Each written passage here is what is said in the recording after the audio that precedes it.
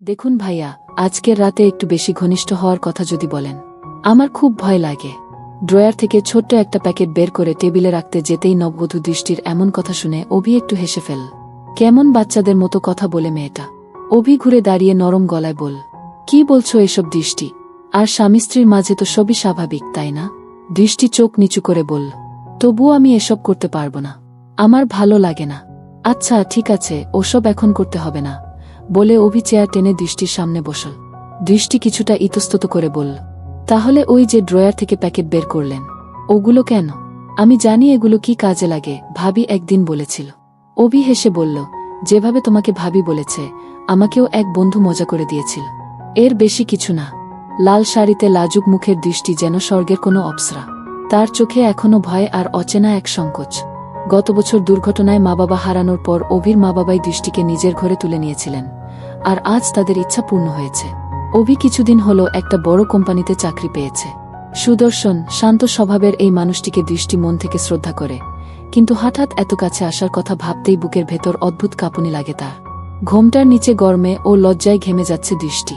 অভি নরম গলায় বলল, গরম লাগছে তো, ঘোমটা সরিয়ে বসো। দৃষ্টি একটু পেছিয়ে গিয়ে বলল, ঘোমটা সরালে পড়ে যদি আপনি আমাকে কাছে টানেন? আমি কিন্তু সব বুঝি। অভি মুচকি হেসে বলল, আরে তুমি যেমন ভয় পাচ্ছ, আমি তেমন কিছু করব না। শুধু স্বাভাবিকভাবে কথা বলবো, একে অপরকে বুঝো। দৃষ্টি চুপ করে রিল। ঘরটা যেন নিস্তব্ধ হয়ে গেল। বাইরের হালকা বাতাসে পর্দা দুলছে, অথচ তাদের দুজনের চোখে অদ্ভুত এক টান, যেন কিছু না বলেও অনেক কিছু বলা হয়ে যাচ্ছে। ঘড়ির কাঁটা রাত 12টার কাছাকাছি। ঘরে হালকা আলো, বাইরে থেকে চাঁদের আলো এসে পড়েছে জানালা দিয়ে।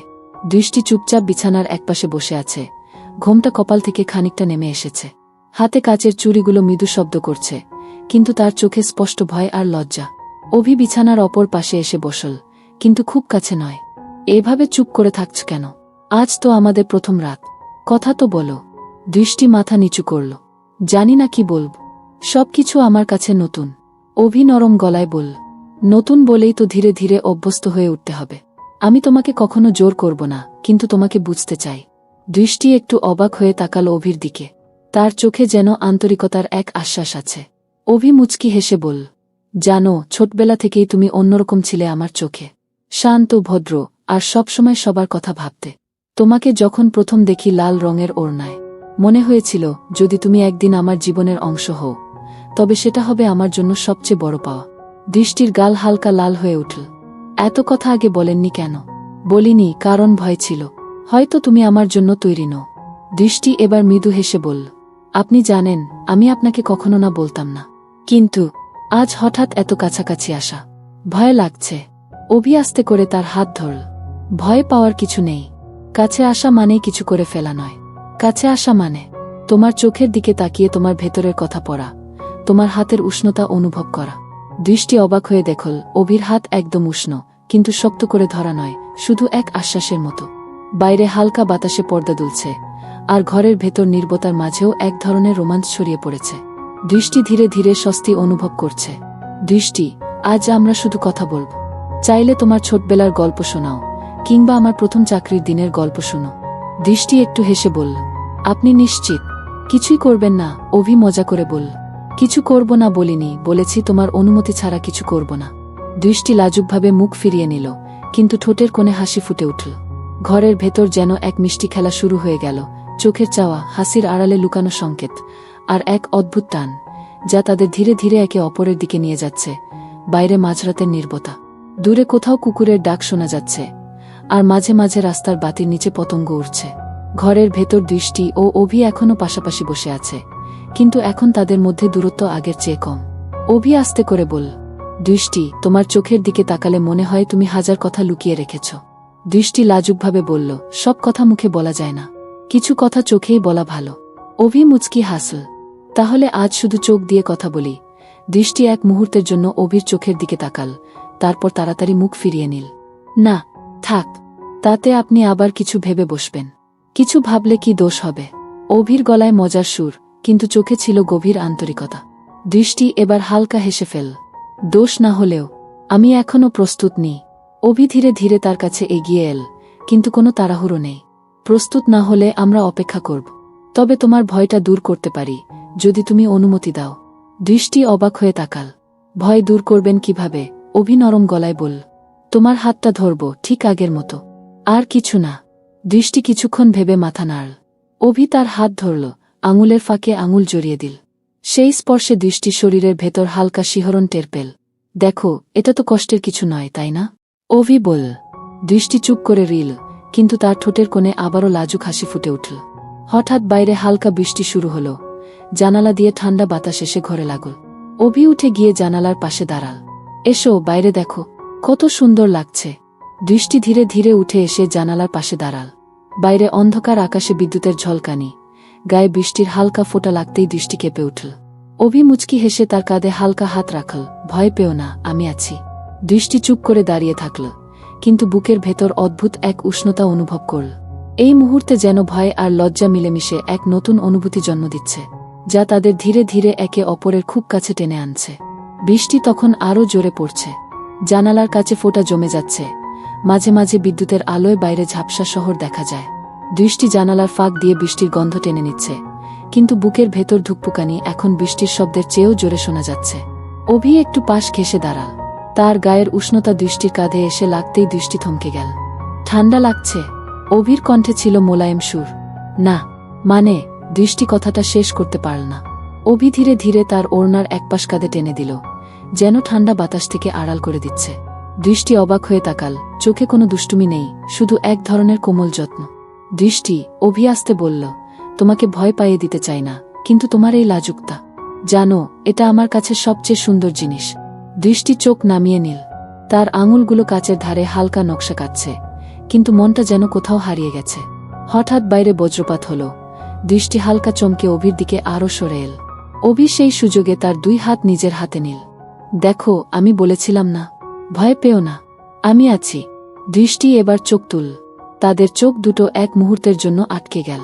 বাইরে বৃষ্টি, ভেতরে সেই নীরবতার মাঝে শ্বাসের শব্দ স্পষ্ট শোনা যাচ্ছে। অভি মৃদু হেসে বলল, যদি বলি এই মুহূর্তটা যেন থেমে যায়, শুধু আমরা দুজন থাকি, বাকি সব হারিয়ে যাক, তুমি কি রাজি হবে? দৃষ্টি কিছু বলল না, শুধু চোখে এক অদ্ভুত সম্মতি ফুটে উঠল। বৃষ্টি তখন আরও জোরে নামছে, কিন্তু ঘরের ভেতর যেন সময় ধীরে ধীরে গা হয়ে আসছে, যেখানে ভয় আর লজ্জা মিলেমিশে জন্ম দিচ্ছে এক মিষ্টি, গভীর রোমাঞ্চের দিকে। বৃষ্টির শব্দ যেন আরও ঘন হয়ে এসেছে। জানালার কাছে জলের ফোঁটা টুপটাপ গড়িয়ে পড়ছে। মাঝে মাঝে বজ্রপাতের আলো এসে ঘরের ভেতরকে এক মুহূর্তের জন্য আলোকিত করে দিচ্ছে। দৃষ্টি এখন অভির খুব কাছেই দাঁড়িয়ে। আগে যে ভয়টা ছিল, তা যেন একটু একটু করে মিলিয়ে যাচ্ছে। তার জায়গা নিচ্ছে এক অচেনা টান, যা তাকে না চাইলেও অভির দিকে টেনে নিচ্ছে।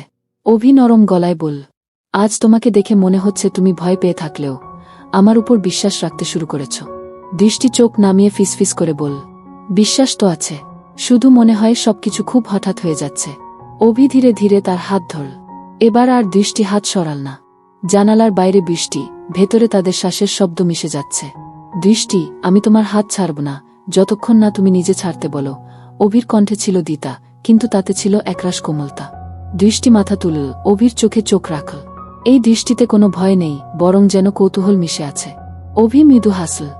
জানো, তোমার চোখে এই ভেজা আলো আমার কাছে সবচেয়ে সুন্দর দৃশ্য।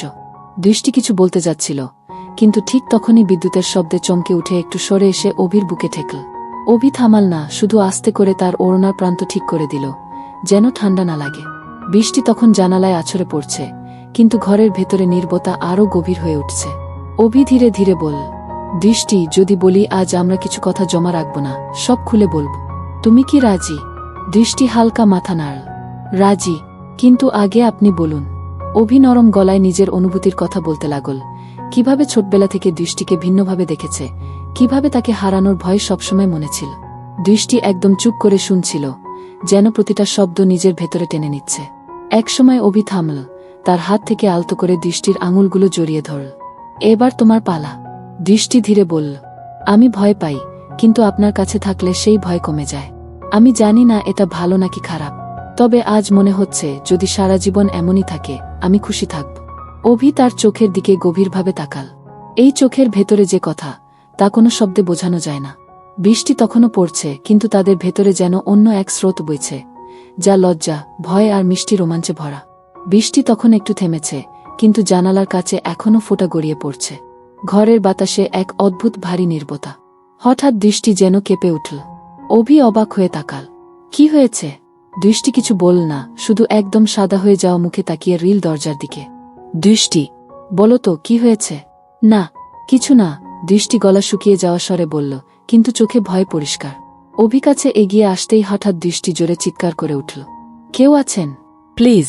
চিৎকার এত হঠাৎ ছিল যে অভিও কিছুক্ষণ হতভম্ব হয়ে গেল। তারপর সে দরজার দিকে তাকাল। কেউ নেই। বাইরে বারান্দা ফাঁকা, কেবল দূরে ছাদের কার্নিশ থেকে জল পড়ছে টুপটাপ শব্দে। তুমি চিৎকার করছো কেন? বাইরে কেউ নেই তো। অভির গলায় বিস্ময় আর আতঙ্ক মিশে আছে। দৃষ্টি হাঁপাচ্ছে, চোখে পানি এসে গেছে। আমি মনে করেছিলাম কেউ যেন জানালার পাশে দাঁড়িয়েছিল। অভি তাড়াতাড়ি জানালার কাছে গেল। বাইরে অন্ধকার, কেবল গলির বাতির নিচে ঝাপসা বৃষ্টির ধারা। এখানে কেউ নেই দৃষ্টি, হয়তো তোমার ভুল লাগছে। দৃষ্টি মাথা নাড়ল। না, আমি স্পষ্ট দেখেছি, কালো ছায়ার মতো, আর সেই ছায়া আমার দিকে তাকিয়েছিল। অভি চুপ করে গেল। তার নিজেরও মনে এক অদ্ভুত অস্বস্তি জন্ম নিল, কিন্তু দৃষ্টিকে ভয় না দেখিয়ে সে হাত বাড়িয়ে বলল, এসো বসো, আমি আছি, তুমি ভয় পেও না। দৃষ্টি ধীরে ধীরে অভির কাছে এসে বসে পড়ল, কিন্তু তার বুকের ধুকপুকানি যেন থামছেই না। বাইরে আবার হালকা বাতাস উঠেছে, পর্দা দুলছে। দৃষ্টি কেঁপে উঠল। অভি এবার হাত বাড়িয়ে তার হাত শক্ত করে ধরল। আমি আছি দৃষ্টি, যদি কেউ থাকে সে এই ঘরে ঢুকতে পারবে না। কিন্তু অভির গলার দ্বিতার আড়ালে তার চোখেও এখন অদ্ভুত এক চিন্তার ছায়া। ঘরের ভেতর এখনও সেই চাপা নীরবতা।